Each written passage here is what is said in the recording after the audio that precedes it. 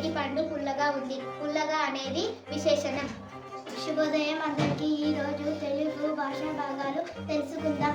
అవి నామవాచకం, సర్వనామం, క్రియా, విశేషణం, అవ్యయం. నామవాచకం పేర్లను తెలిపే దానిని నామవాచకం అంటారు.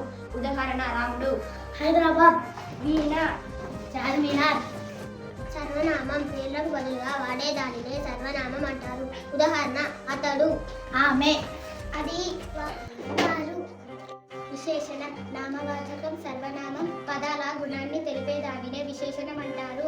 ఉదాహరణ: రేగి పండు పుల్లగా ఉంది. పుల్లగా అనేది విశేషణం. చాక్పీసు తెల్లగా ఉంటుంది. తెల్లగా అనేది విశేషణం. సీతాఫలం తీయగా ఉంటుంది. తీయగా అనేది విశేషణం.